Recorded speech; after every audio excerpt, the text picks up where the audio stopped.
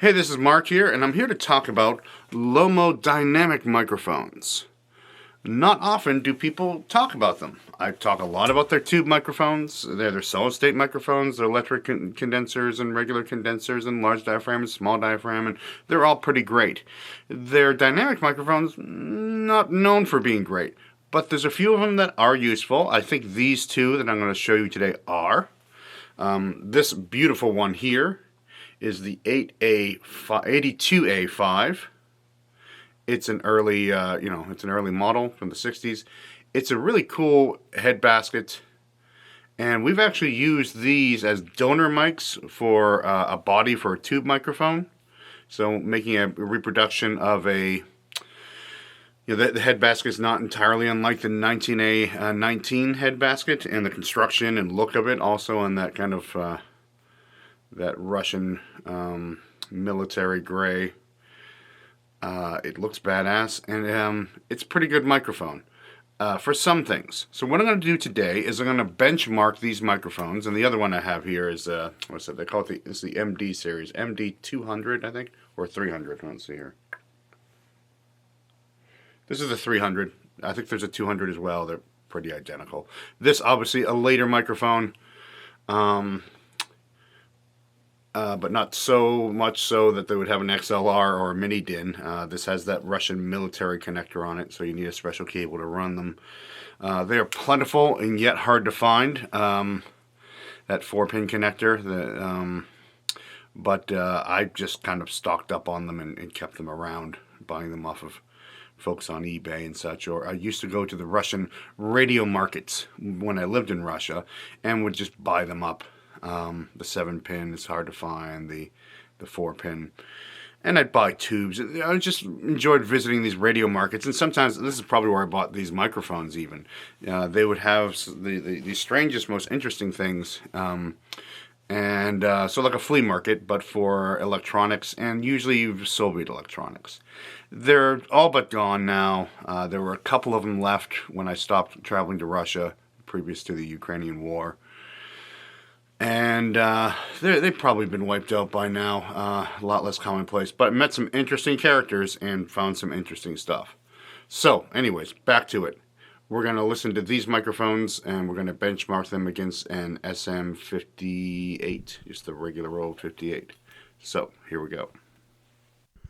All right, here we are. This is the SM58. I just opened up a channel. Going through my Neotech board, the EQ is off, the high pass is off. You can see I'm getting a little poppy down there in the under 100 range. I'm not a fool. I would definitely take that out and doing a vocal, but I'm leaving the EQ flat just so you can see the frequency response and hear it as well. So, first up is the SM58. I'm singing back about an inch. Let me take you down, 'cause I'm going to strawberry fields. Nothing is real, and nothing to get hung about.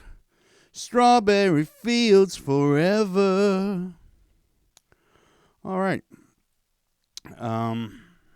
Pretty standard SM58 kind of reaction.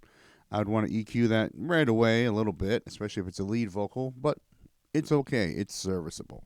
Let's move on to the LOMOs. Here we go. This is the 82A-5. You can see on the graph, it seems to come back similarly. It's got a lot more in the 5 to 8K range.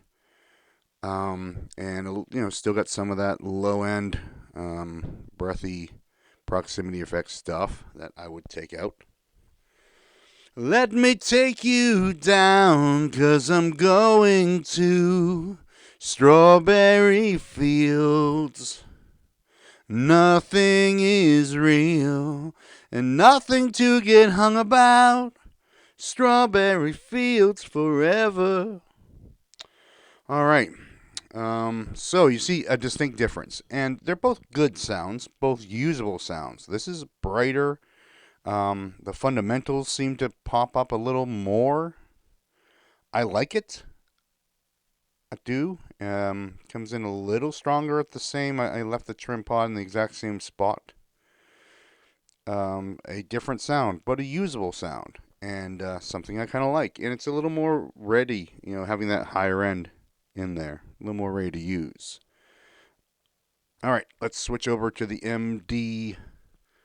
I already forgot the number. It is the MD-300. All right, MD-300. All the levels are the same. The EQ is the same. Everything's the same. A little less of the artifacts in the lower, under 100K area still exist. Still about an inch back. A lot more of the high end. Let's listen.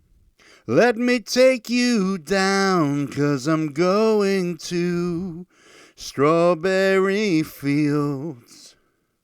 Nothing is real, and nothing to get hung about. Strawberry fields forever. All right, so a lot more in the, let's just call it 5K and above area. Once again, the overtones and fundamental tones tend to be a little more distinct than on the 58. So a little less mud, you might call it. A different kind of mud, you might also call it. Still a respectable microphone. And we'll go back to the 58 for a second. Okay, I'm back on the 58. So, there you have it. Those are 3 different sounds, all dynamic microphones, close address, similar size capsules, I'm going to at least guess. Very different in some respects, very similar, all usable.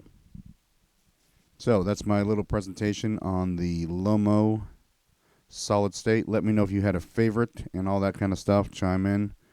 And thanks for watching. And check out all the other videos. And we'll see you soon.